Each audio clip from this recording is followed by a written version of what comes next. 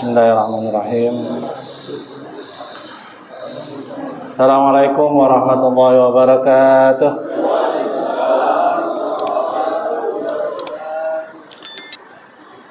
Alhamdulillah. Nahmaduhu wa nasta'inuhu wa nastaghfiruh wa na'udzu billahi min shururi anfusina wa min sayyiati a'malina. May yahdihillahu fala mudilla lahu wa may yudlil fala hadiya lahu. Asyhadu an la ilaha illallah wahdahu la syarika lah wa asyhadu anna Muhammadan abduhu wa rasuluh.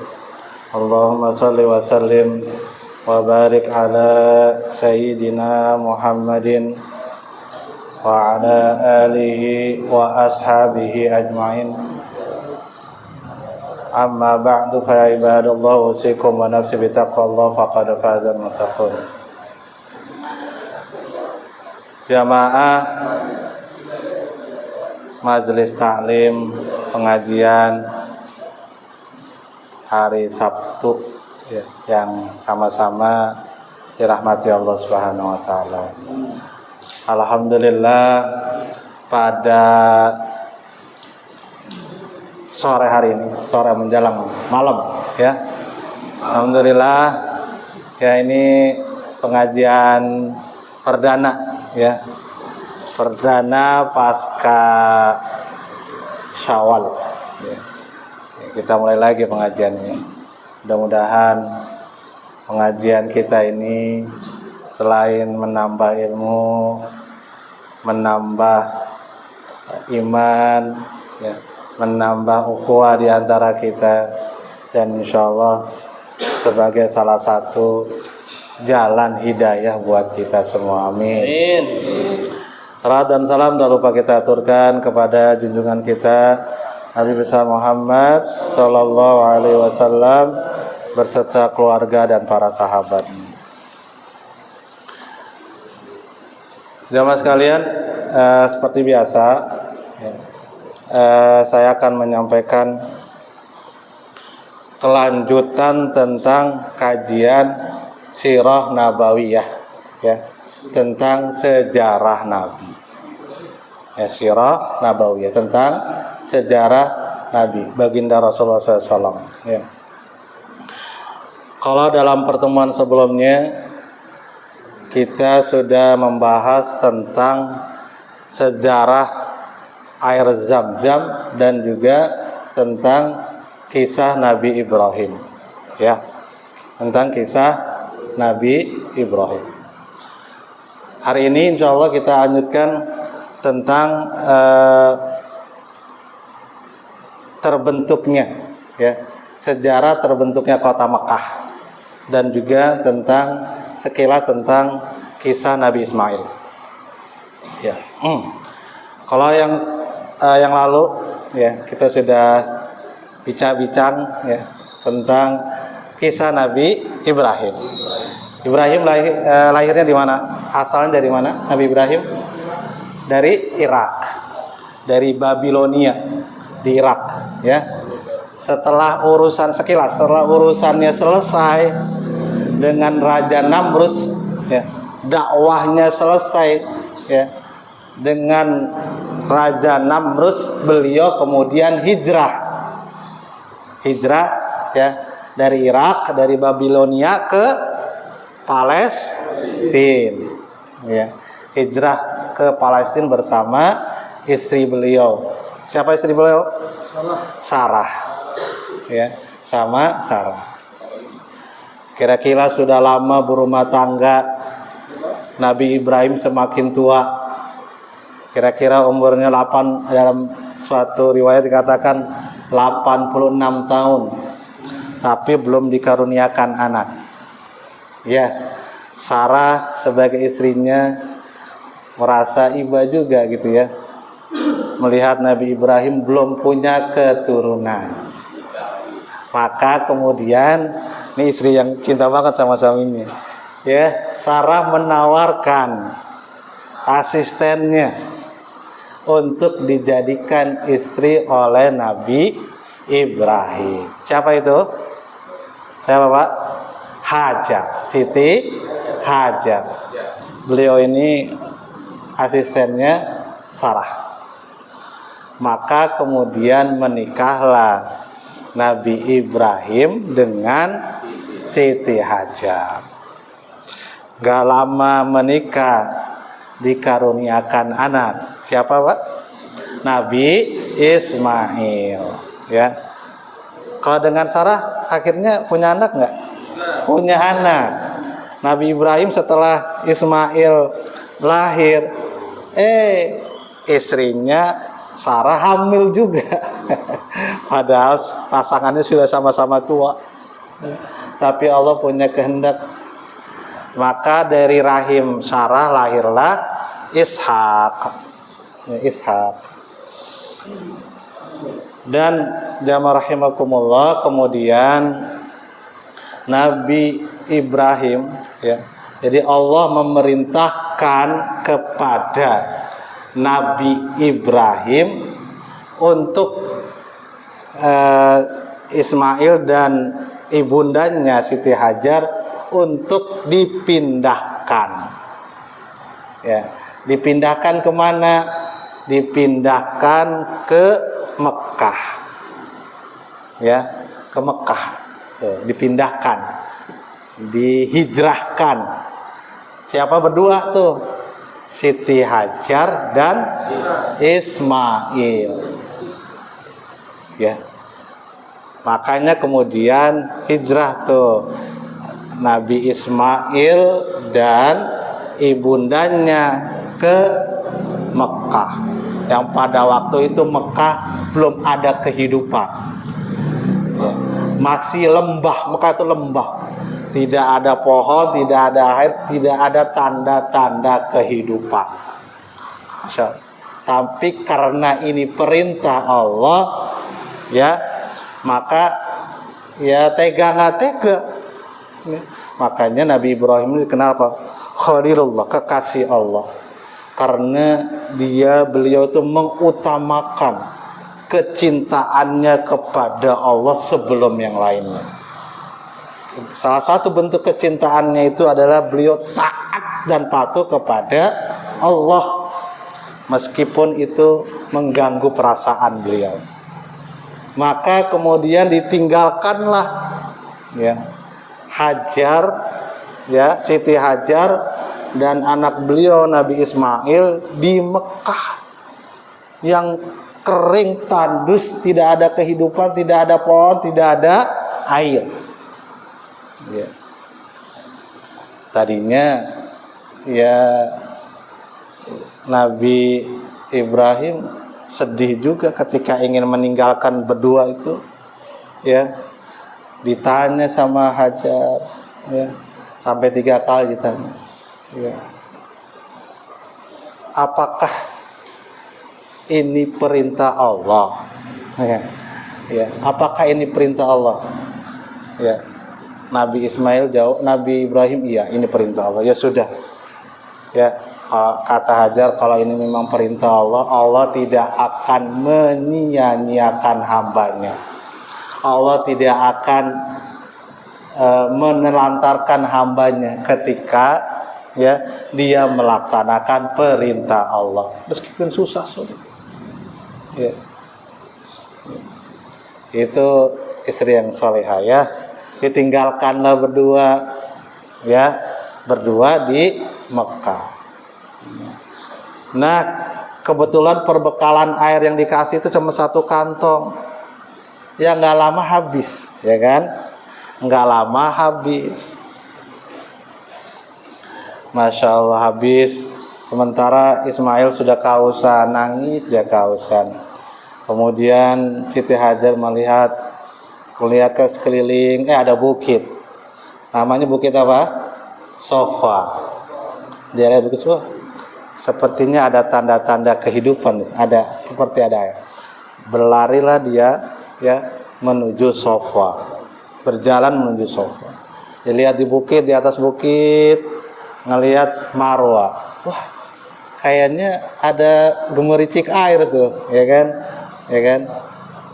Gemericik air ada namanya di suatu tandus gitu kan, panas, ngelihat di sofa ya, di Marwa ada seperti genangan air, dia berlari, dia turun dari sofa ke Marwa. Ketika berada di lembah begitu dia berlari, ya kan mau nanjak tuh, mau nanjak dia berlari biar cepat nyampe. Namanya orang lagi naik kan dia berlari, makanya disunahkan berlari tuh, ya sa'i sofa wal Marwa. Sampai berapa kali? 7 kali. Kalau 7 kali startnya dari sofa, terakhirnya di Marwa. Nggak dapat air juga. Nggak dapat air juga. Akhirnya dia kembali lagi ke Ismail. Di saat itulah kemudian di sela-sela kaki Nabi Ismail muncul air. Ada 2 pendapat munculnya air itu. Satu karena hentakan dari sayap malaikat Jibril. Yang kedua karena hentakan kaki Nabi Ismail, keluar air. Keluar air, ya. Nah kemudian karena airnya ngucur deras, akhirnya Hajar membuat bendungan. Ya, bendungan dari apa? Dari pasir, bendung. Biar airnya nggak kemana-mana. Ya. Kemudian Hajar ini dari mana asalnya? Siti Hajar asalnya dari mana? Dari Mesir. Ya. Kemudian beliau berkata, Zam-zam, kumpul-kumpulah. Artinya zam-zam itu kumpul-kumpul. Ya, maksudnya airnya kumpul-kumpul. Makanya disebut air zam-zam. Ya, air zam-zam. Nah, begitulah sekilas tentang kisah tentang zam-zam ini. Jadi Bapak-bapak sekalian luar biasa ya. Buah dari sebuah ketaatan kepada Allah dan suami itu luar biasa. Akhirnya Hajar apa? Panen pahala. Panen pahala. Bahkan apa yang beliau lakukan dalam sa'i itu dari Sofa ke Marwa yang menjadi syariat haji yang dilakukan oleh jutaan orang tiap tahun. Ya. Dan Hajar mendapatkan panen pahala terhadap apa yang dia lakukan, kemudian diikuti oleh umat Islam dan menjadi syariah. Belum lagi pemanfaatan zam-zam. Masya Allah.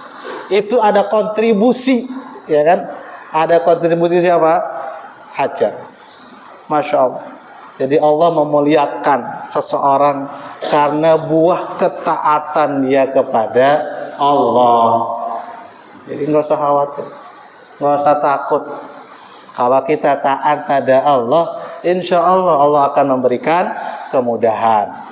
Ya, kita belajar tuh dari Hajar. Ya, bagaimana ya sebelum beliau mendapatkan bantuan pertolongan dari Allah, beliau ikhtiar seoptimal mungkin. Ikhtiar beliau, ya ikhtiar, ya ikhtiar secara optimal. Karena wilayah kita sebagai seorang hamba itu adalah mengoptimalkan ikhtiar, usaha, ya usaha secara maksimal. Sedangkan hasilnya itu adalah wilayah Allah, ketetapan Allah, ketentuan Allah. Tapi ada orang mengatakan usaha itu tidak mengkhianati hasil gitu ya. Ya belum tentu Pak. Karena hasil itu bukan semata-mata karena usaha kita. Kita tidak bisa menentukan hasil karena hasil itu adalah ketentuan Allah dan itu adalah wilayah Allah.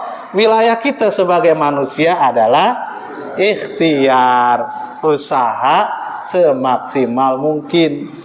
Ketika ikhtiar kita sudah optimal, usaha kita sudah maksimal, baru kita bertawakal pada Allah, menyerahkan hasilnya, pasrah dengan ketentuan Allah. Itulah namanya tawakal. Kalau kita akan mendapatkan ketenangan kalau tawakal ya. Mendapatkan ketenangan karena kita memasrahkan diri kepada Allah. Kalau kita sudah memasrahkan diri pada Allah, maka kita akan menerima segala ketentuan yang Allah berikan, karena kita sudah pasrah. Sudah pasrah pada Allah, ya. Karena ikhtiar sendiri itu kita mendapatkan pahala. Dengan ikhtiar itu, ya, kita mendapatkan pahala dari Allah Subhanahu wa taala. Terkait dengan hasil kita serahkan pada Allah.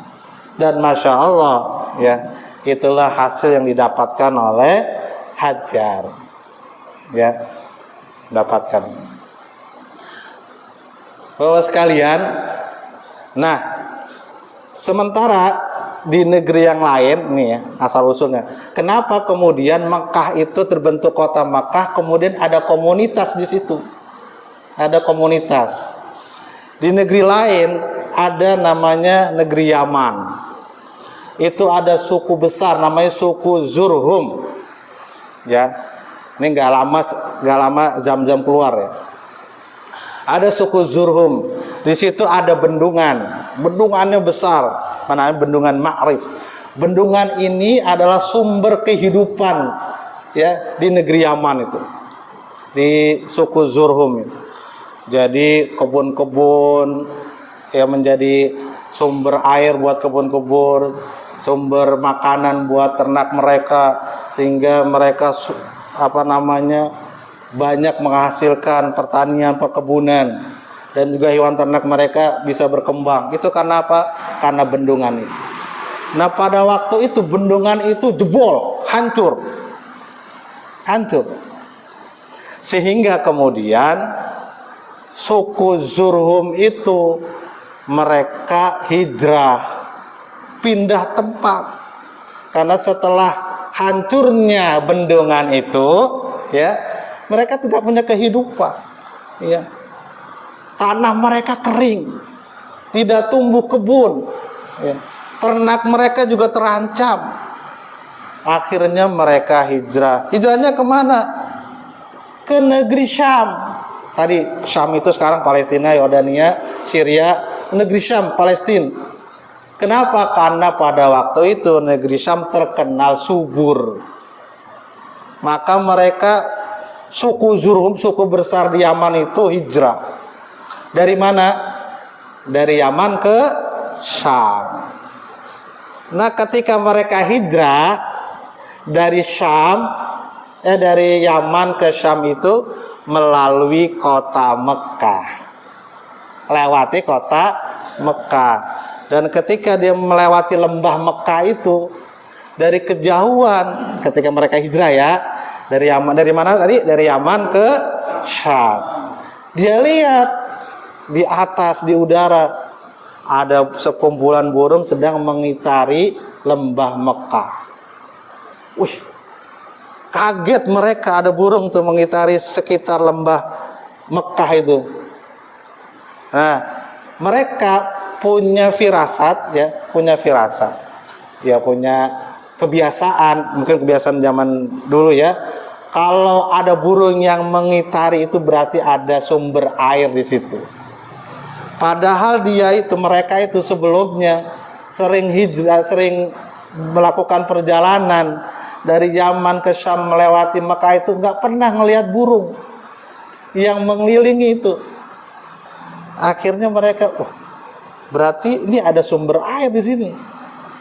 Ya, akhirnya mereka melihatlah ke Mekah, menengok ke Mekah. Di Mekah mereka ketemu dengan Hajar, ya, dan Ismail. Nah, jamaah rahimakumullah, itu penduduk Yaman itu mereka punya adab, ya, punya tata krama, sehingga kemudian mereka izin kepada Hajar dan Ismail untuk tinggal di Mekah. Izin. Tadinya mau hijrah ke Syam nggak jadi. Akhirnya tinggal di Mekah. Itu suku Zurhum namanya, dari Yaman. Nah, sejak saat itulah, ya, mereka izin kepada Hajar, ya Hajar, izinkan kami tinggal di Mekah. Maka kami akan memberikan upeti kepada engkau, ya, sebagai balasan engkau mengizinkan kami tinggal di sini. Ya. Kami akan mengembangkan kebun-kebun, akan mengembangkan ternak-ternak, dan sebagian hasilnya akan kami berikan kepada engkau. Maka sejak itulah Mekah terbentuk komunitas. Ya, bikin ya rumah dan sebagainya, bentuklah komunitas. Dan jadi Mekah itu aslinya nggak ada penduduk, dan itu hijrah dari suku Zurhum. Sejak itulah ya suku Zurhum tinggal di situ dan membentuk sebuah komunitas. Begitu Pak, kisah kota Mekah itu. Ya, termasuk Nabi Ismail tinggal di situ, kemudian menikah di situ dengan anak suku Zurhum lah, penduduk suku Zurhum. Bapak Ibu yang rahmati Allah Subhanahu wa taala, Bapak sekalian, kemudian kapan Nabi Ibrahim main ke Mekah? Ya kan? Kan sekarang Nabi Ibrahim di Palestina, ya kan? Nabi Ismail dan Hajar di Mekah. Nabi Ibrahim kapan pulangnya? Kapan nengokin istri yang keduanya dong? Ya, dalam satu riwayat itu memang tidak disebutkan Nabi Ibrahim berapa kali, ya. Tapi dalam catatan itu minimal disebutkan 4 kali Nabi Ibrahim main ke istri yang kedua, ke Hajar dan Ismail. Ya, yang pertama disebutkan ya ketika Nabi Ibrahim mendapatkan perintah dari Allah untuk menyembelih Ismail. Itu yang pertama, ya. Kira-kira Nabi Ismail itu masih remaja, ya. Bukan muda-muda banget, ya. Masih remaja, ya. Itu Nabi Ismail masih remaja, tapi yang lainnya mungkin berkali-kali, tapi tidak tercatat, ya. Mungkin tidak tercatat dalam sejarah, tapi yang tercatat dalam biografi beliau itu ada 4 kali. Yang pertama ketika beliau ingin mendapatkan perintah dari Allah untuk menyembelih Nabi Ismail. Okay. Kan disebutkan dalam surat As-Saffat, ya. Gimana? Ya bunayya inni ara fil manami anna adbahuka fangdur madza tara. Begitu. Wahai anakku, gitu ya. Nabi Ismail. Nabi Ibrahim, wahai anakku, aku bermimpi, aku melihat dalam mimpiku, ya, bahwa saya sesungguhnya saya diminta untuk menyembelih engkau. Masya Allah, ya. Terus bagaimana pendapat engkau, wahai? Dialog, Masya Allah. Itu dialog tuh luar biasa. Jadi pendidikan yang terbaik itu dialog. Dan Nabi Ibrahim melakukan dialog. Fangdur madza tara. Bagaimana pendapatmu, wahai Ismail? Ya, begitu. Jadi Ismail yang masih remaja ini luar biasa jawabannya. Apa jawabannya? Ya abatif'al. Qala ya abatif'al. Maktumar. Wahai bapakku, lakukan yang Allah perintahkan. Satajiduni insyaallah minas sabir. Insyaallah kau dapati aku termasuk orang-orang yang sabar. Tuh, Masya Allah, ya. Sabar dalam apa? Sabar dalam menerima ketaatan kepada Allah. Sabru inda ta'ah, bersabar dalam ketaatan. Apalagi taruhannya apa? Nyawa, ya. Apalagi taruhannya kesulitan. Kalau kita kan menerima perintah Allah masih enak, ya. Paling sholat, ya kan. Paling ya capek, letih, ya kan. Ya biasa lah itu, ya, capek, letih, bosan. Tapi kalau Nabi Ismail, Masya Allah, ya, diperintahin nyembelih, ya. Nabi Ibrahim juga luar biasa, sudah lama menanti anak, ya, sampai umur 86 tahun gak dapat anak, dia nanti lama gitu, ya. Nanti lama, Masya Allah. Pas sudah hadir, tumbuh kecintaan luar biasa kepada anaknya. Diminta diuji kecintaan dia kepada Allah. Ini cinta menempatkan kecintaan kepada Allah dibandingkan dengan yang lain. Diuji tuh. Ya. Tapi Masya Allah. Itu yang pertama ya. Jadi yang pertama itu Nabi Ibrahim silaturahim berkunjung ke Mekah ya, dari Palestina ke Mekah. Itu yang pertama ketika ingin menyembelih Nabi Ismail atas perintah Allah Subhanahu wa taala. Ya, yang pada akhirnya kan jasad Nabi Ismail diganti dengan domba. Yang kedua, ya, kapan Nabi Ibrahim silaturahim ke Mekah? Ya, ini disebutkan. Jadi ketika Nabi Ismail sudah menikah dengan putri di suku Zurhum itu, ya, dikisahkan Nabi Ibrahim silaturahim ke rumah Nabi Ismail, ya, silaturahim main ke rumah anaknya. Nah kebetulan istrinya nggak tahu bahwa itu Nabi Ibrahim karena jarang pulang kan, istrinya aja nggak tahu, ya, mantunya kagak tahu tuh yang datang Nabi Ibrahim. Dia ketuk pintunya, siapa itu? Saya. Terus akhirnya ngobrol tuh Nabi Ibrahim dengan istrinya Nabi Ismail. Saat ngobrol istrinya curhat. Bagaimana, kan ditanya sama Nabi Ibrahim, bagaimana kehidupanmu? Oh, istrinya Nabi Ismail ceritanya yang susah-susah. Waduh, saya tinggal bersama sengsara, nggak enak, ya kan? Wah, susah, sulit. Wah, keluhan semua tuh yang keluhan semua. Nih, terus kata, ya sudah, ya kebetulan Nabi Ismail itu sedang berburu, nggak ada di rumah, ya, sedang berburu, ya, tidak ada di rumah. Kemudian kata Nabi itu, sudah, titip salam buat suamimu Ismail ya dari saya Ibrahim. Katakan kepadanya, ya, mohon diganti daun pintunya diganti. Ya.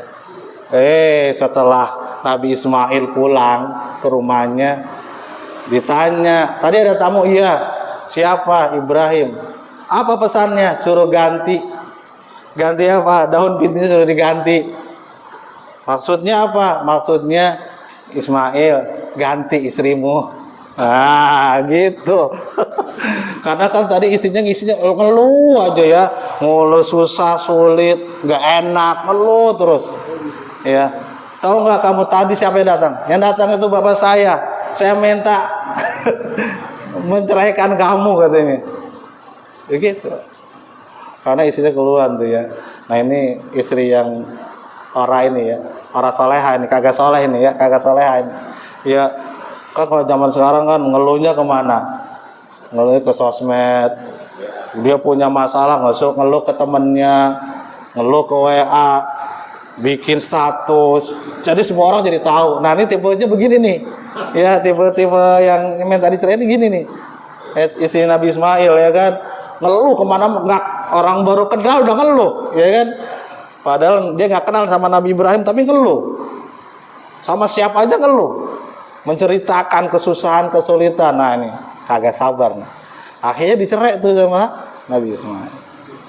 Nah, yang ketiga kunjungan yang ketiga Nabi Ibrahim ke Mekah itu, Nabi Ismail sudah nikah lagi, ya kan? Kondisinya sama. Nabi Ibrahim sedang berburu, tidak ada di rumah, tinggal istrinya. Ditanya lagi sama Nabi Ibrahim, ya, yang wanita ini istrinya juga nggak tahu ini Nabi Ibrahim, ya kan? Ditanya, bagaimana kehidupan kamu? Wah, jawabannya beda. Situasinya sama, kondisinya sama, susahnya sama, sulitnya sama, tapi jawabannya beda. Ya, kalau yang istri yang kedua ini Wah, dia cerita, wah saya alhamdulillah, saya bahagia, bersyukur dia. Saya penuh kebaikan gitu ya. Masya Allah, penuh keberkahan, kebaikan, bahagia. Oh, nggak ada keluar tuh kata-kata curhat jelek, nggak ada. Sehingga kemudian Nabi Ibrahim apa ngasih pesannya, sudah, saya pesan ke suami kamu ya, tolong dijaga pintunya, dipertahankan pintunya, ya kan. Balik lagi Nabi Ismail, ya, balik lagi ke istrinya, tanya dia, ya, tadi ada tamu, iya, siapa tamunya itu? Tahu nggak, itu adalah Nabi Ibrahim, ayah saya. Apa pesannya? Pesannya untuk tidak menggantikan daun pintu. Daun pintunya jangan diganti. Udah itu hebat, cocok dah tuh. Ya. Nah, Nabi Ibrahim punya basyirah, ya kan. Makanya ya berbahagialah kalau kita punya istri kayak begitu ya. Ya kan, berbahagia, bersyukur kalau punya istri kayak gitu tuh ya kan. Nerimo, bersyukur, nerima apa yang ada ya, menerima apa yang ada. Bukan menerima alfat yang ada. Nerima apa yang ada. Bersyukur atas apapun yang Allah berikan meskipun sedikit. Ya. Nah, itu bagus tuh ya. Nah, jamaah sekalian, terus kapan yang ketiga, yang keempat? Yang keempat itu Nabi Ibrahim berkunjung ke Mekah ketika sedang membangun Ka'bah. Membangun Ka'bah gitu ya. Ini kunjungannya membangun Ka'bah ya. Ka'bah itu posisinya itu sudah, pondasinya sudah diletakkan oleh Nabi Adam alaihissalam. Jadi pondasinya itu sudah ada, letaknya itu sudah ada. Dan Nabi Ibrahim dan Nabi Ismail membuat Ka'bah itu berada dalam pondasi yang sudah ditetapkan oleh Nabi. Sedang meneruskan saja, bentuknya diteruskan. Begitu ya. Ka'bah tuh begitu ya. Dan jamaah rahimakumullah, mereka kemudian berdua membangun Ka'bah ya. Ya, itu kisah tentang empat peristiwa ya, kunjungan Nabi Ibrahim kepada Nabi Ismail yang ada di Mekah gitu. Jamaah rahimakumullah, air Zam-Zam itu, nah kan tadi kan sekilas tentang air Zam-Zam. Air Zam-Zam itu pernah hilang, pernah tertutup.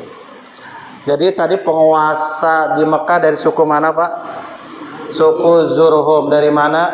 Dari Yaman. Berabad-abad mereka berkuasa di situ. Ya, berkuasa di situ tanpa peperangan. Dan ketika Ka'bah didirikan, ya, kemudian Nabi Ibrahim membuat syariat, banyak orang yang berkunjung ke Mekah. Ya. Karena ketika Nabi Ismail, Nabi Ibrahim menyampaikan syiar Islam, seluruh penduduk itu kedengaran. Sehingga kemudian syiar Nabi, ajaran Nabi, milah Nabi Ibrahim itu luar biasa, disambut sama masyarakat, sehingga kemudian banyak orang yang berkunjung ke Ka'bah. Orang sekitar Mekah ya, itu banyak yang berkunjung ke Mekah, dan itu memberikan keuntungan ekonomi yang luar biasa sampai sekarang ya.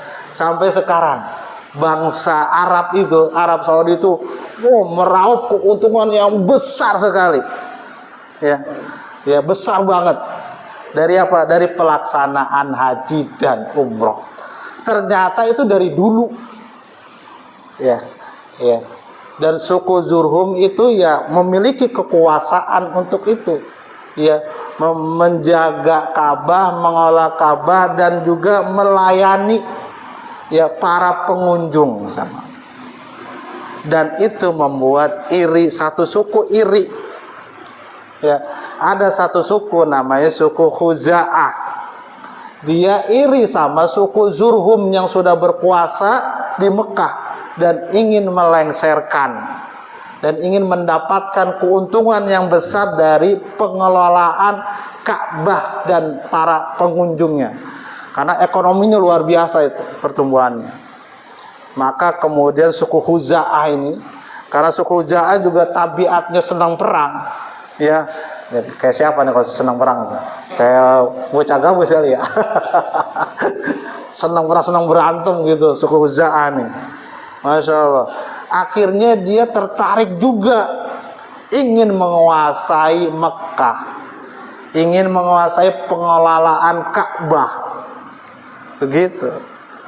Maka kemudian berperanglah suku Khuza'ah dengan suku Zurhum. Suku Zurhum ingin mempertahankan lah. Nah, ketika sudah ada tanda-tanda kekalahan, ya kan, suku Zurhum udah ada tanda-tanda kekalahan kok. Wah, mau kalah kayaknya nih. Akhirnya apa suku Zurhum? Dia menutup air sumur Zam-Zam. Itu udah lama itu ya. Sudah lama berabad-abad dia berkuasa di situ, ya. Suku Zurhum. Nah, ketika ada tanda-tanda kekalahan, maka kemudian dia menutup air Zam-Zam, sumur Zam-Zam. Sehingga ketika suku Khuza'ah berkuasa, ya, suku itu berkuasa apa? Ketika suku Khuza'ah berkuasa, nggak punya air, nggak ada air. Terus airnya dapat dari mana? Dari sekeliling Mekah, dari Mekah, diimpor, airnya impor. Ya, karena di dalam Mekah nggak ada air. Sumur Zam-Zamnya sudah ditutupi sama penguasa Zurhum pada waktu itu. Ya kesel juga. Ya sudah capek-capek membangun, ya kan, punya air, punya ini, dikuasai sama suku Khuza'ah. Nah, itu ntar salah satu penguasa suku Khuza'ah. Nah, salah satu penguasa suku Khuza'ah nih, yang namanya Amru bin Luhai. Siapa Pak? Amru bin Luhai. Itulah ntar yang membawa berhala ke Mekah. Iya. Begitu. Jadi salah satu penguasa suku Khuza'ah, penguasanya, ya kan penguasa silih berganti kan. Nah, ada satu tokoh penguasa yang luar biasa, ya mungkin karismatik lah gitu ya. Dari itu Amru bin Luhai, dia membawa berhala dari Syam. Ketika pergi ke Syam, dia lihat tuh pada nyembah berhala nih, ya kan. Akhirnya dibawalah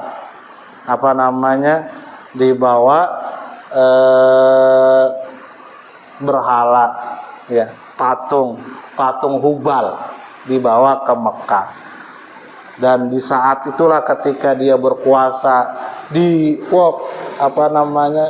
sikap-sikap kesyirikan, penyebaran kesyirikan, ya, penyebaran berhala itu di zamannya Amru bin Luhai tadi sebagai penguasa di Mekah dari Khuza'ah. Oh, ya. Tadi siapa? Amru bin Luhai. Jadi jasa buruknya itu, ya, sehingga di zaman Nabi Muhammad itu kan, itu ada 300-an tuh berhala di dalam Ka'bah. Nah, itu jasanya itu tuh. Siapa jasa tadi? Amru bin Luhai. Begitu. Jamaah rahimakumullah. Terus kapan ditemukan kembali air Zam-Zam itu? Siapa yang menemukan? Yang menemukan adalah kakek beliau. Siapa kakek beliau? Kakek Nabi Muhammad siapa? Abdul Muthalib. Jadi kan berabad-abad tuh, lama sekali sumur Zam-Zam itu tertutup. Tapi kan kabar itu ada terus, ya, terngiang-ngiang gitu kan, bahwa dulu itu zaman dulu ada sumur Zam-Zam yang luar biasa, ya. Tapi udah lama itu terpendam. Udah habis ya? Udah habis, udah isya ya. Atau lagi ya. Nah, ditemukan lagi itu oleh Abdul Muthalib ketika itu dia bermimpi. Bermimpi baru diwujudkan mimpi itu, dicari tuh, dikorek lagi air Zam-Zam, ketemu.